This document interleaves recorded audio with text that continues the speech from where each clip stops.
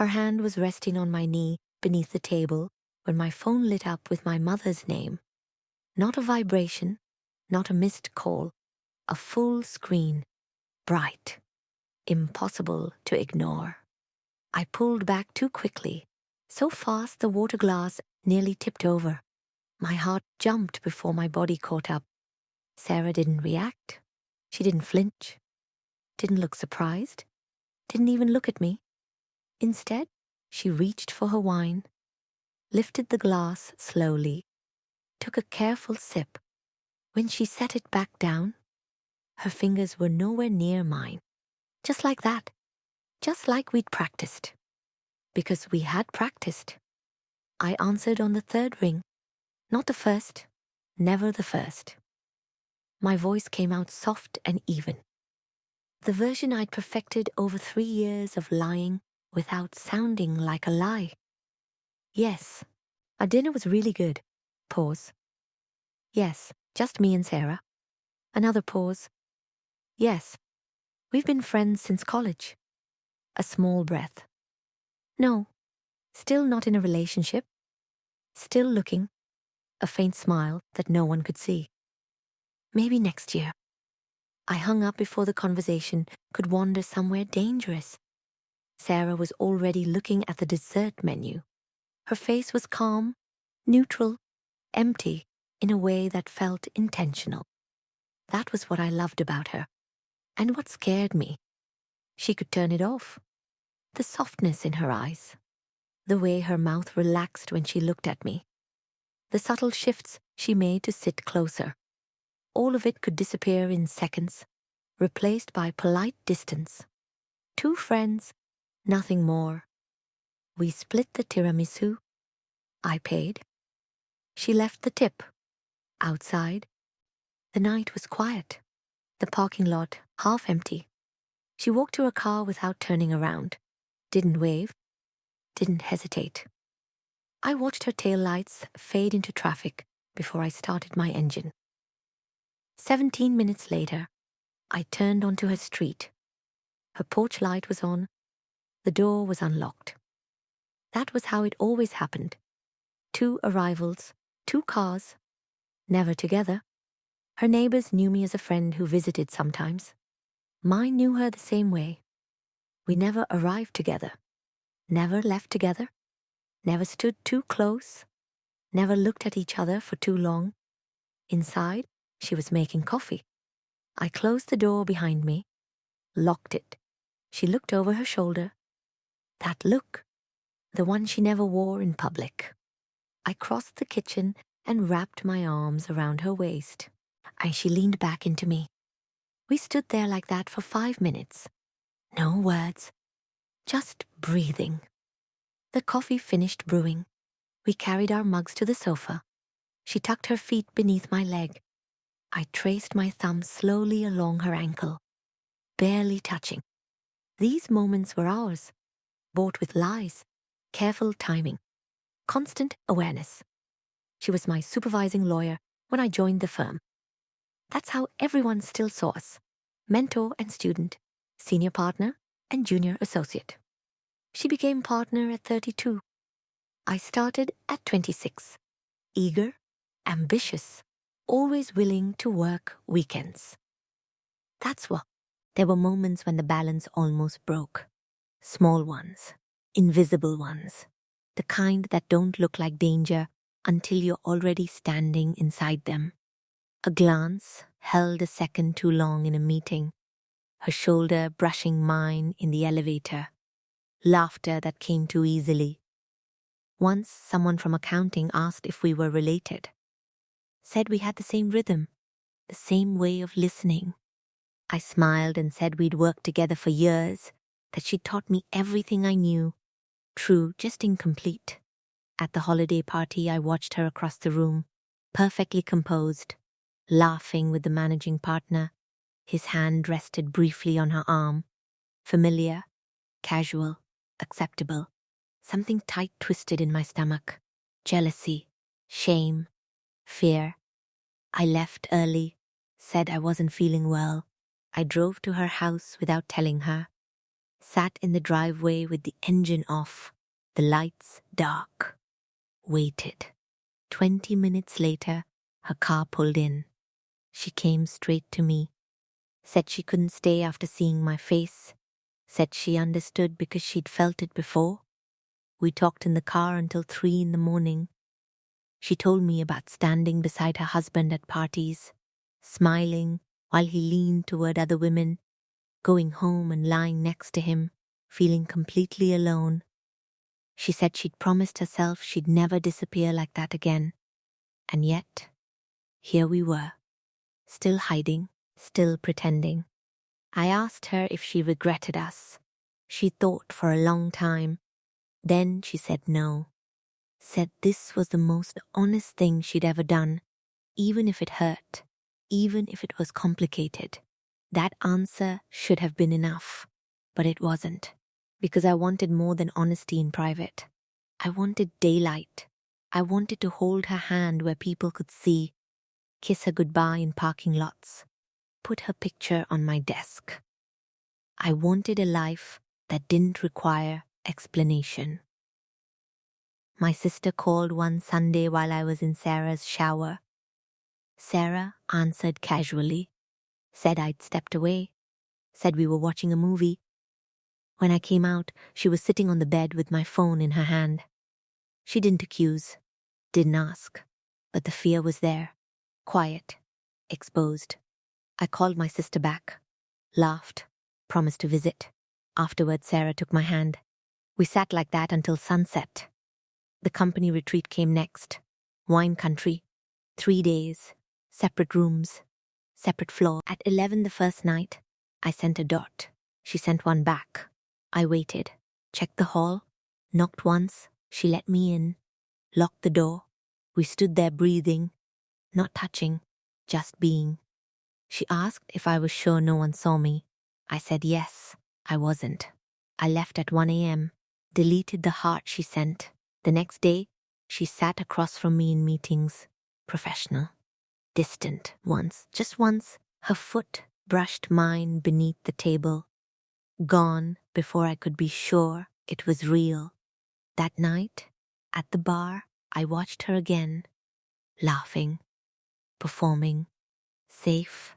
A paralegal asked if I was dating anyone. I said no. The lie came out automatically. I locked myself in a bathroom stall and counted my breaths. When I came out, Sarah was at the sink. She asked if I was okay. I said yes. She said my name softly. The door opened. She stepped back, fixed her hair, walked out. I stood there staring at myself, wondering who I was becoming. When the retreat ended, we drove home separately. Stuck in traffic. Called each other. Said nothing. She was waiting in my parking spot when I arrived. We held each other like we'd been gone for years. That night, she said maybe we didn't have to hide anymore. The words felt dangerous, heavy. We didn't decide anything, but something shifted. On Monday, we walked into work together. She said good morning. I said it back. That night, she came to my apartment for the first time. We started small, lunches, walking to meetings, letting people notice. Some people pulled away. Some stayed. Some surprised me. HR called, said it was fine. My mother paused when I told her, then said she wished I'd trusted her sooner. My sister said it made sense. Sarah moved in. She put a picture of us on her desk. We danced in the kitchen on a Tuesday. I stopped planning exits. Stopped rehearsing explanations. The fear softened. I stopped disappearing. Now when I wake up, my life doesn't feel divided. I don't measure words. I don't check reflections. Love isn't something I protect from the world anymore. It exists in it. This is the life I once thought was impossible. Not perfect. Not easy, but honest. And I will never trade it for silence again. There isn't a dramatic ending after that. No final reveal. No applause. Life keeps moving. the way it always does, except now I'm moving with it instead of around it. Mornings come quietly, evenings settle without tension. The ordinary no longer feels like something I have to earn. Sometimes I catch myself in the middle of a normal day and realize I'm not thinking about what I'm hiding, or who I might disappoint, or how to explain myself if asked the wrong question. Those thoughts don't govern me anymore. When they appear, they pass through without staying. I let them go. Sarah will reach for my hand in public without checking first. I'll say her name without lowering my voice. We'll stand side by side and take up the space we're in. Nothing about it feels rebellious now. It feels natural. The past hasn't vanished, but it no longer defines the present. It exists as context, not as a warning. I carry it with understanding instead of fear. Every version of myself that led me here had a purpose. None of them were wasted. I used to believe that telling the truth would narrow my life. Instead, it widened it in quiet, sustainable ways. It gave me depth instead of distance, connection instead of performance, a future I don't have to imagine from the sidelines. This story doesn't end with certainty. It ends with continuity, with choosing the same honesty tomorrow that I chose today, with a life that doesn't need to be hidden to be real. And that is enough. If there is an epilogue, it lives in the quiet moments no one notices, in the way I no longer brace myself before answering the phone, in the way laughter comes without calculation, in the way love exists without needing permission. These details don't announce themselves, but they are constant. And they are enough. I don't look for signs anymore, don't search for proof that I made the right choice.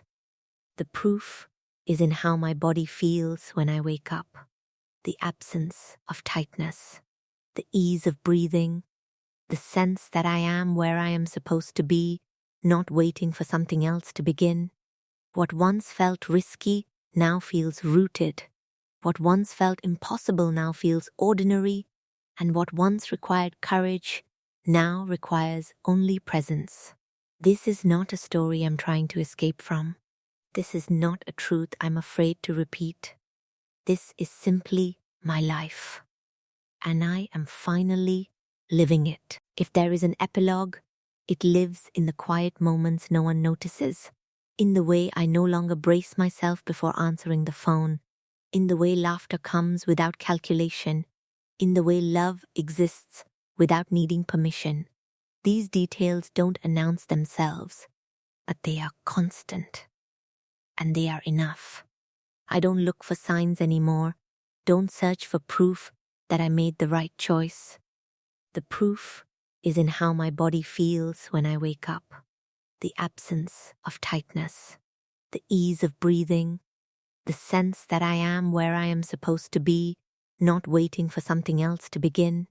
What once felt risky now feels rooted. What once felt impossible now feels ordinary, and what once required courage now requires only presence. This is not a story I'm trying to escape from. This is not a truth I'm afraid to repeat. This is simply my life. And I am finally living it. There is nothing more I'm waiting to say after this. No hidden chapter, no version of the story that needs correction or explanation. What remains is living, steady, unguarded, and ongoing. The kind of living that doesn't need narration because it no longer feels fragile. I move through my days without dividing them into public and private truths. I speak without checking myself mid-sentence. I love without preparing for loss before it arrives. That doesn't mean life is painless. It means pain no longer owns the future before it happens. What once felt like risk now feels like alignment. What once felt like exposure now feels like presence. I have learned that peace is not something you reach. It is something you practice by refusing to disappear. If this story has an ending, it isn't a sentence or a scene, it's a state, a life that continues without secrecy, a self that remains intact, a love that doesn't require silence to survive. And that is where I stay. After this, there is only living, not the kind that asks to be witnessed or remembered, but the kind that simply continues. Days that don't need explanation, choices that don't require courage, because they no longer feel like choices at all. They feel like alignment. I don't mark milestones anymore. I don't measure progress by how far I've come from fear. I notice it instead in how rarely I think about it, in how naturally love fits into my days, in how little effort it takes to remain myself. Nothing is waiting to be revealed. Nothing is being protected.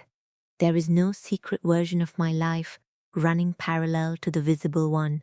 There is only this, steady, open, ordinary, real. And if there is peace to be found anywhere, it is here. In the decision to stay exactly where I am, there is no next chapter after this, only continuation. The kind that doesn't announce itself, that doesn't ask for meaning, that doesn't circle back to explain how it got here. Life moves forward quietly, and I move with it. What once needed words now needs none. What once demanded courage now asks only presence. I am no longer arriving, I am already here. And that is enough to let the story rest. I've learned that peace isn't the absence of fear, but the decision not to let fear make your choices. Even now, it still appears sometimes quietly, without warning. A thought that asks if this life is too visible, too exposed, too honest. But fear no longer feels like a command. It feels like a suggestion I'm free to ignore. That shift has changed the way I see myself more than anything else. I don't rush anymore. I don't explain myself before anyone asks. I've stopped treating my happiness like something fragile that could be taken away if I hold it too tightly. Instead, I let it exist in the open, where it can breathe. That doesn't make it weaker. It makes it real. Sarah once told me that love should feel like expansion, not containment. At the time, I didn't fully understand what she meant. Now I do. Loving her hasn't narrowed my world. It's widened it. It's allowed me to imagine a future without immediately calculating what I'd have to give up to reach it. I can want things without apologizing for the wanting. We still live ordinary lives. We wake up early. We complain about work. We forget to buy groceries. Nothing about us looks extraordinary from the outside. But there is something radical in choosing honesty again and again, especially when the easier path is silence. That choice continues to shape us in ways I notice only in hindsight. Sometimes I catch myself laughing at something small and unimportant, and I realize how rare that used to be. Laughter used to feel like something borrowed, something that might need to be returned. Now it belongs to me. It stays. I don't know what the future will ask of us. I know there will be challenges, moments of doubt, days that feel heavier than others. But I also know this: whatever comes, I will meet it as myself. Not hidden, not divided. That certainty doesn't make me fearless. It makes me whole. Wholeness didn't arrive like a revelation. It wasn't loud or blinding or sudden. It settled in gradually, the way comfort does when you stop bracing for impact.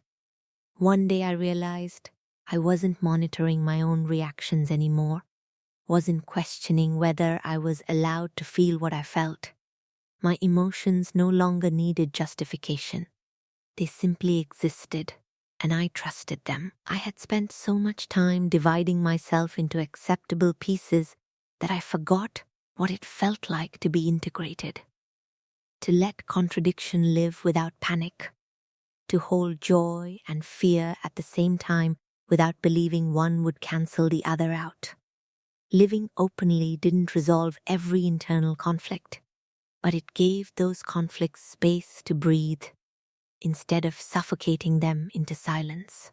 Sarah became my mirror in unexpected ways.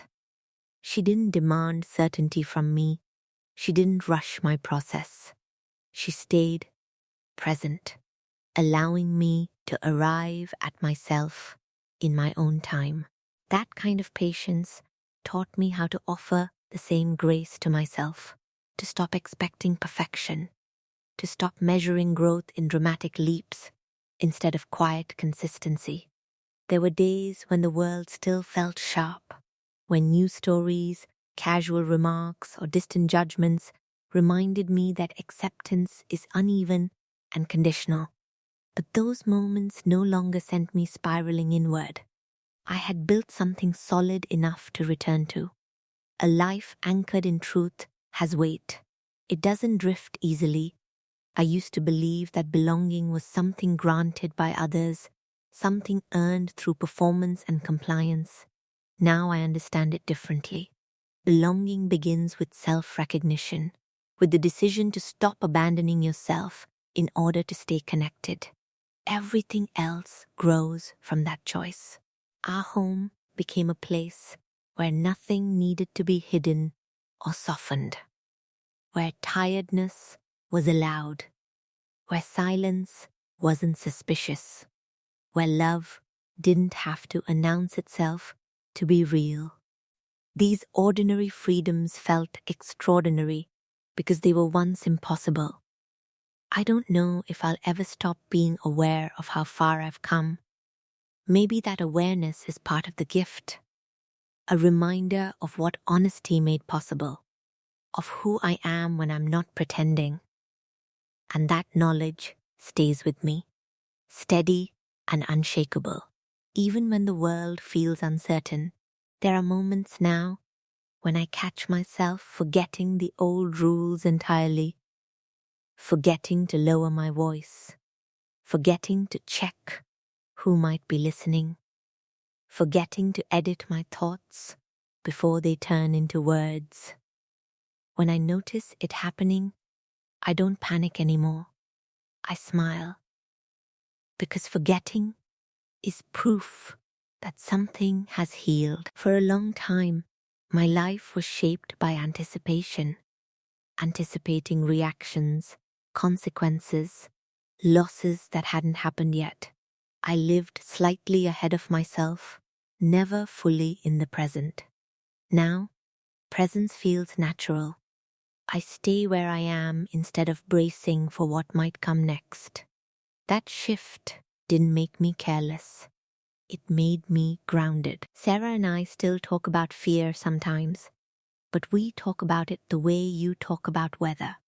Something that passes through, something you acknowledge without letting it dictate where you live. We've learned how to sit with uncertainty without letting it erode what we've built. That skill didn't come from confidence.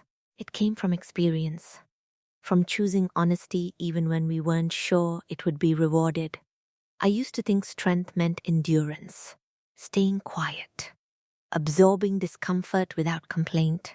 Now I understand strength as responsiveness, the ability to listen to yourself and adjust, to say no when something costs too much, to say yes when something feels true, even if it's inconvenient. There is a tenderness in this stage of life that I didn't expect, a softness that doesn't feel like weakness. It feels earned. I'm gentler with myself, gentler with others. I don't assume harm where there is only difference. I don't rush to defend what no longer needs protection. Sometimes I look at Sarah and feel a quiet amazement, not just that we found each other, but that we stayed, that we allowed our relationship to evolve instead of freezing it in fear. Love, I've learned, is not proven by secrecy. It's proven by continuity, by showing up day after day without disguises. If I could speak to the person I used to be, I wouldn't tell her to be braver. I would tell her she doesn't have to disappear to survive, that there is a life beyond caution, a life where honesty doesn't end things, it begins them.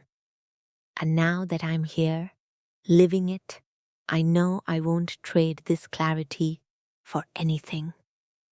I used to think that arriving at a truth meant reaching a final destination, a place where questions stopped and certainty took over.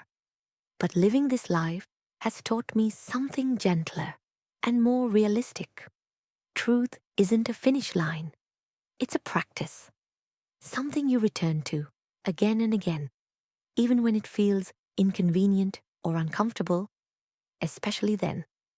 There are still moments when I hesitate, when old instincts resurface and remind me how carefully I once moved through the world. But now, those instincts don't control me. They simply remind me of who I used to be and how much effort it took to get here. I don't resent them. I honor them, then choose differently. Sarah and I have learned how to grow without needing everything to be defined. We allow space for uncertainty, for change, for becoming. Our relationship isn't something we defend anymore. It stands on its own, shaped by shared decisions rather than shared fear. That shift has made room for joy that doesn't need justification. I've stopped measuring my life by how well it fits into familiar structures. I no longer ask whether my choices look acceptable from the outside. I ask whether they feel aligned on the inside. That question has become my compass. It doesn't always give easy answers, but it gives honest ones. What I once called risk, I now recognize as presence.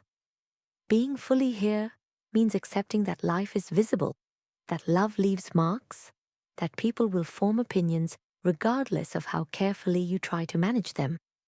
I can't control that. What I can control is whether I abandon myself in the process. And there is a calm that comes from knowing you are no longer divided, from trusting that the person you are in private and the person you are in public can coexist without tension. That calm doesn't erase difficulty, but it changes how difficulty is held. I don't know what the next years will bring. I don't need to. I know how I will meet them, with honesty, with intention, with the quiet confidence that comes from choosing a life that doesn't require hiding, and that finally feels like the most sustainable kind of freedom. These days, my life doesn't feel like something I need to justify. That realization still surprises me when it surfaces, usually in moments that are unremarkable on the outside. Standing in line at a grocery store together, sitting across from someone who asks about my weekend, and answering without hesitation. Hearing my own voice speak plainly about the person I love, and not feeling the need to soften it. There is a quiet relief in those moments, a sense that nothing is at risk simply because I am being honest. I used to believe that stability came from control, from anticipating every possible outcome and shaping myself accordingly. But control is exhausting, and it never truly delivers the safety it promises. What I have now is different. It's steadier. It comes from trust, not just in Sarah, but in myself. Trust that I can handle discomfort if it appears. Trust that I don't have to disappear to be accepted. Trust that my life doesn't lose its value when it becomes visible. Sarah and I have settled into something that doesn't need constant attention to survive. We still choose each other deliberately, but that choice no longer feels fragile. It feels integrated into who we are. Our relationship exists alongside everything else now. Work, family, friendships, not hidden between the margins of them. That integration has given us space to grow as individuals, not just as a pair. I notice how differently I imagine the future, not as something distant or conditional, but as something already unfolding. I no longer picture myself watching from the edges of my own life. I picture participation, presence, continuity. The future isn't a reward I earn by behaving correctly. It's something I build by staying honest. There is still complexity. There always will be. But complexity no longer scares me. It feels manageable when it's shared, when it isn't layered with secrecy. I've learned that clarity doesn't eliminate struggle, it simply removes the loneliness from it. When I reflect on who I was, I don't feel loss, I feel recognition. That version of me was doing her best with the tools she had. And now, with different tools, different courage, I am doing the same. This life isn't perfect. It doesn't need to be. It's real, it's lived, and for the first time, it feels like it's truly mine. I don't think about escape anymore. That might be the clearest sign of how much has changed. For years, even during good moments, part of me was always planning an exit.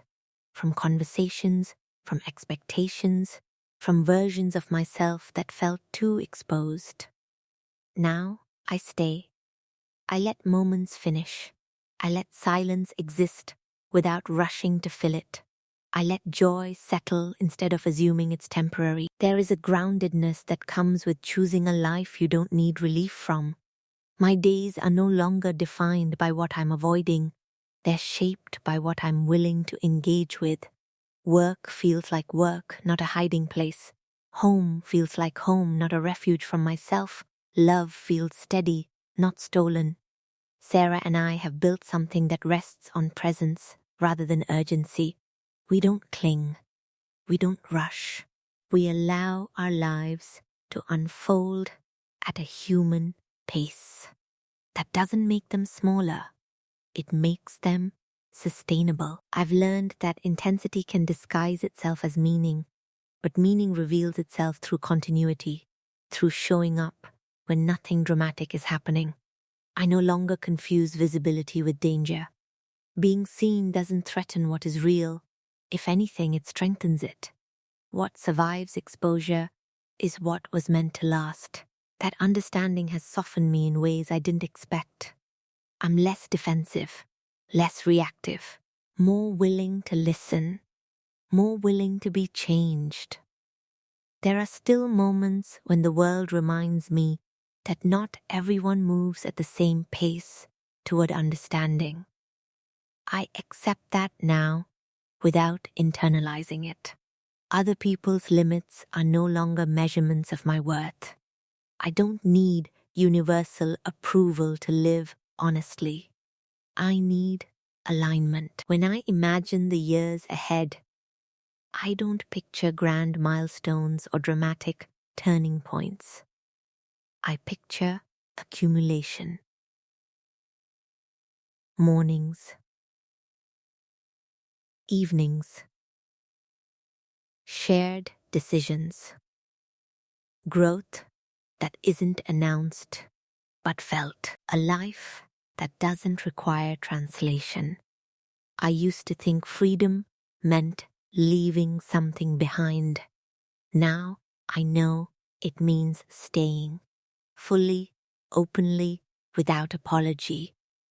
And that choice, repeated every day, is the quiet foundation of everything I have now. I think about permanence differently now, not as something rigid or guaranteed, but as something you build through attention, through choosing presence over avoidance, through allowing life to be seen as it is, rather than as you hope it will appear to others. Permanence, I've learned, isn't promised by secrecy or control. It's created by honesty sustained over time. There is a calm in knowing that I no longer live in fragments. that the person I am when I wake up is the same person I am at work, with family, with friends, and with the woman I love. That consistency has given me a sense of dignity I didn't know I was missing. I don't feel split anymore. I don't feel like I'm translating myself depending on who's listening. I feel whole in a way that doesn't need affirmation. Sarah once asked me if I ever missed the version of us that existed in the shadows, when everything felt intense and untouchable. I thought about it for a long time before answering. What I realized was this: I don't miss intensity built on fear. I don't miss connection that required erasure. What I value now is something deeper, quieter, more enduring, a love that exists in daylight and still chooses to stay. Our life isn't defined by the fact that we once hid, it's defined by the fact that we stopped.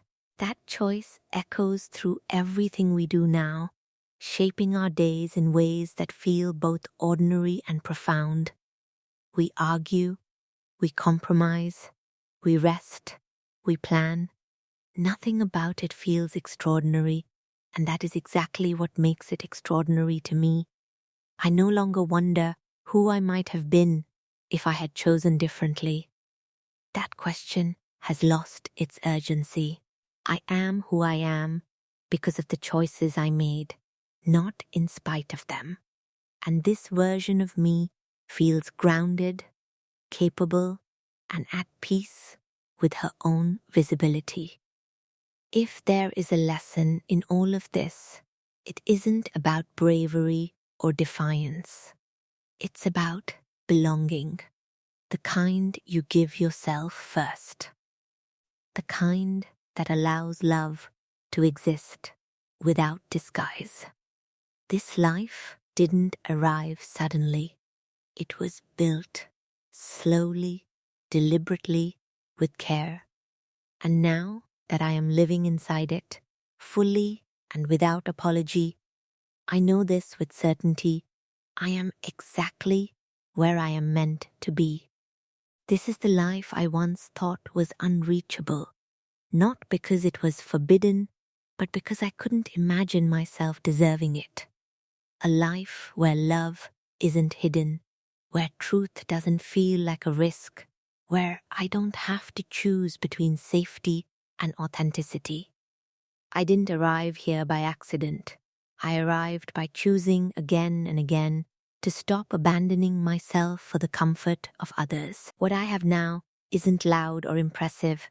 It won't always be easy, but it is honest, and it is mine. The fear that once shaped every decision has softened into memory, a reminder of how far I've come rather than a warning of what to avoid. I no longer live in preparation for loss. I live in participation. Sarah stands beside me, not as a secret or a refuge, but as a partner in a shared, visible life. We move forward without guarantees, without scripts, without disguises. And for the first time, that uncertainty feels like possibility instead of danger. I don't need to look back anymore. The person I was is not lost. She is carried forward, integrated at peace. I am no longer waiting for permission, for approval, for the right moment to begin living honestly. This is not a moment I will outgrow. This is not a truth I will revise. This is the life I chose, fully, openly, without apology. And that choice is the quiet foundation I will always return to. Content, reference. No, index, deserve, no, nice.